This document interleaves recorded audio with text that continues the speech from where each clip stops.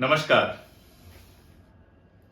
रूस के यूक्रेन पे हमले और उसके बाद यूक्रेन में जो भयावह त्रासदी हुई है उसके चित्र हमारे आसपास घूम रहे हैं। बहुत सारे वीडियोस हैं, बहुत सारी तस्वीरें हैं जो लगातार हम इंटरनेट पे, सोशल मीडिया पे देख रहे हैं। युद्ध हमेशा एक भयावह त्रासदी होती है और दुनिया का इतिहास बताता है कि युद्धों से शायद ही कोई मामला हल हुआ है, लेकिन हथियारों की होड़, जिद, ईगो, इंटरनेशनल पॉलिटिक्स, ये सारी चीजें ऐसी हैं कि सबके बावजूद युद्ध होते रहते हैं। ऐसा लगा था कि शायद सेकेंड वर्ल्ड वार के बाद अब उस तरह के कन्वेंशनल युद्ध दिखाई नहीं देंगे, लेकिन एक तरफ आप फलस्तीन में देखते हैं कि युद्ध है जो लंबे समय से जारी है। इजराइल जिस तरह से फलस्तीन पर लगातार कब्जे के लिए और फलस्तीनी नागरिकों के साथ जो व्यवहार कर रहा है उससे आप परिचित। दूसरी तरफ ये कि बड़ा युद्ध हम देख पा रहे हैं यूक्रेन में रूस के हमले के बाद। युद्ध का सबसे बड़ा शिकार होती हैं औरतें और बच्चे। जब यूक्रेन में भी हमला हुआ तो जो पहला शिकार उसकी हुई वो 10 साल की एक बच्ची थी, पोलिना कुद्रिन। हमारे दोस्त योगेन त्यागी ने पोलिना कुद्रिन को केंद्र में रखकर उस युद्ध की भयावहता पर एक नज्म कही है। हमने उनसे रिक्वेस्ट की कि वो आए और हमारे चैनल पर इस नज्म को पढ़ें। उन्होंने हमारे चैनल के लिए इस नज्म को पढ़ा है। बेहद दिल को छू लेने वाली नज्म है, अंदर से आपको मथने वाली, अंदर से हिला देने वाली नज्म है। मैं चाहूँगा इसको आप लोग एक बार ज़रूर सुने। इनकी एक और नज्म सुनेंगे इसके बाद, लेकिन पहले ये नज्म जिसका उन्वान है यकीनन तुम्हारी ही लाश होगी, योगेंद्र दत्त। ये नज्म यूक्रेन पे रूस के हमले के सिलसिले में लिखी गई है। वहाँ पे हाल ही में आप लोगों ने भी सुना होगा, जो सबसे पहली चाइल्ड विक्टिम थी इस वॉर में, इस हमले में, वो है पोलिना कुद्रिन, जो वहाँ की 10 साल की एक लड़की थी और उसके माता पिता दोनों पशु चिकित्सक थे। और अचानक मशीन गनों से हमला हुआ उनकी कार पे। वो कीव से जाने की कोशिश कर रहे थे बाहर यूक्रेन से, और उस हमले में माँ बाप उसी वक्त मारे गए और ये लड़की भी मारी गई। तो ये पहली नाबालिग या पहली चाइल्ड विक्टिम है इस वॉर की। और भी ज़्यादा अफसोस ये है कि उसका 5 साल का भाई सिमियोन, वो 5-6 दिन तक अस्पताल में जूझता रहा, लेकिन वो भी नहीं बच पाया। और अब उसकी सिर्फ एक बहन बची है जो अभी भी अस्पताल में है। उसका क्या होगा? तो ये ऐसे उन मासूम बच्चों के नाम पे है जिनको ये मालूम भी नहीं है कि जंग होती क्या है, उसमें क्या क्या है जो स्टेक पे है। इसका उन्वान है यकीनन तुम्हारी ही लाश होगी। मोहल्ले से मेरे दूर बहुत दूर, मोहल्ले से मेरे दूर बहुत दूर, पश्चिम के किसी मुल्क में सुनते हैं कि जंग छिड़ गई है। सुनते हैं कि उस तरफ इंसान की आंखों से हया मिट गई है, ताकत के दिल से दया मिट गई है। लहू इंसान ही का एक बार फिर से वास्ते धरती माँ के नियाज बन गया है। मुख्तसर ये कि ज़िंदगी मिट रही है, लगता है जैसे हमारे जहाँ से मरियम की कोमल मोहब्बत का साया, खुदा देवताओं की ताब मिट गई है। नस्ल आदम ने फिर एक बार इंसान बनने से इनकार कर दिया है। देवताई की जानिब बढ़ते ही बढ़ते फिर उसने बगावत का रास्ता चुना है। तबाही के ऐसे नज़ारे न पूछो, तबाही के ऐसे नज़ारे न पूछो, इनमें झूठे और सच्चे फसाने भी हैं, बुरी हैं और अच्छी तस्वीर भी हैं, ज़ख्म है तो उनका मुदावा भी है। फतह और शिकस्त के दावे भी हैं, जंग है और अमन का छलावा भी है। पड़े हैं ज़मीं की तहों में हज़ारों, अमर हो चुके और कह कहे लगाते गोलियां दागते जिनावर भी हैं।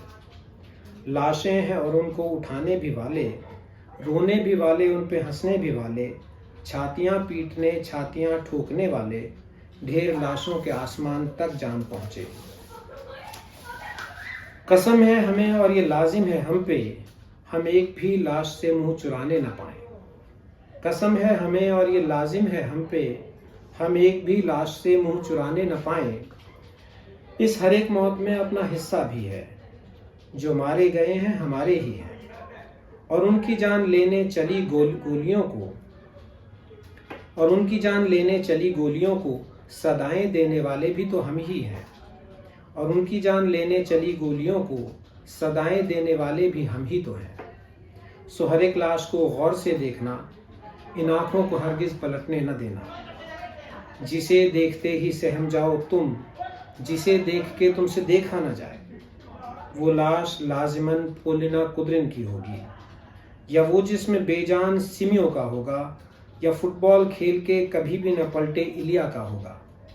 माँ जिसकी अभी भी चौखट पर बैठी राह देखती है।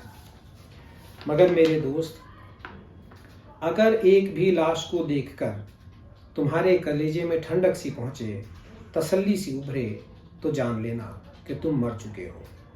वो लाश जान लेना यकीनन तुम्हारी ही लाश होगी।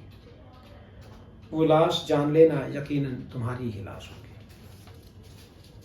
योगिंदर की जो दूसरी नज्म मैं आज आपको सुनवा रहा हूं, उसका उन्वान बड़ा रोचक है, गंगा जमनी तहजीब का छलावा। अक्सर गंगा जमनी तहजीब की बात होती है, मिली जुली संस्कृति की जो बात होती है, हिंदू मुस्लिम एकता की जो बात होती है, उसके लिए जिस मेटाफर का उपयोग किया जाता है वो है गंगा जमनी तहजीब। लेकिन योगिंदर सवाल करते हैं कि गंगा जमनी का तो उसमें तो यमुना गंगा में जाकर मिल जाती है, यमुना का वजूद खत्म हो जाता है, यमुना का गंगा में मिलन हो जाता है और फिर गंगा अकेली हो जाती है। तो ऐसा एक मेटाफर क्यों यूज किया गया जिसमें एक खत्म हो जाता है और दूसरे में विलीन हो जाता है।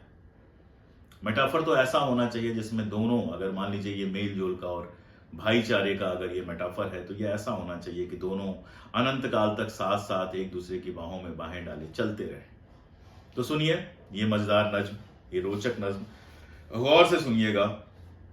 गंगा जमनी तहजीब का छलावा, योगिंदर दत्त से। तहजीब का छलावा, इस्तारा कहते हैं मेटाफर्स को। तो ये जो हमारे जो बहुत चेरिश्ड मेटाफर्स हैं उनके बारे में है ये। उनमें से एक मेटाफर गंगा जमनी तहजीब का है।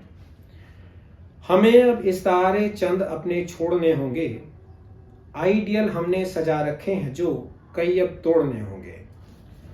हमें खुद से कभी ये पूछना होगा कि क्यों हम इंतखाब कर बैठे तहजीब गंगो जमन को अपना मुस्तकबिल, आइडियल अपना और आइंदा नस्लों का मकसद।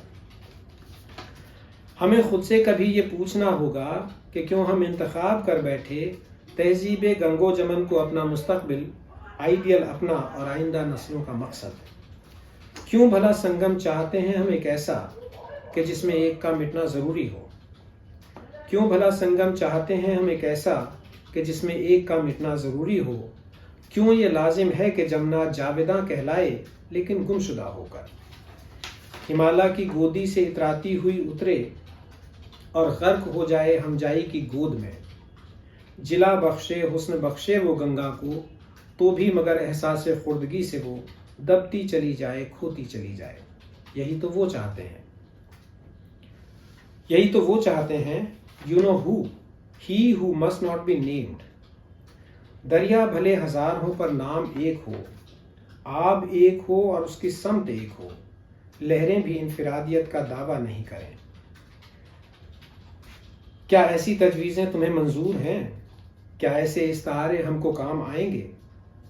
हमें एक ऐसा आइडियल गढ़ना है जिसमें बाग भी अनगिन हो और फूल यकरंगी ना हो। दरिया जो 1000 हो तो नाम 100,000 हो। सर्फ हो जाना मोहब्बत में निशानी है हमारे ज़र्फ की, लेकिन इस तरह मिटते चले जाना बराए मसलहत लाजिम नहीं होता, अच्छा नहीं होता। क्यों ना ऐसा हो कि हम महबूब हों और साथ चलते जाएं ता अबद। दरिया के दो किनारे भी तो साथ चलते हैं, सदा ही साथ भी और हरदम बावजूद। या जैसे फूल और खुशबू, जिए तो शश जिहाद 8 पहर साथ हों, मरे जो एक तो दूजा भी मर जाए। यही अब मैं चाहता हूँ, इसी की तुम दुआ मांगो।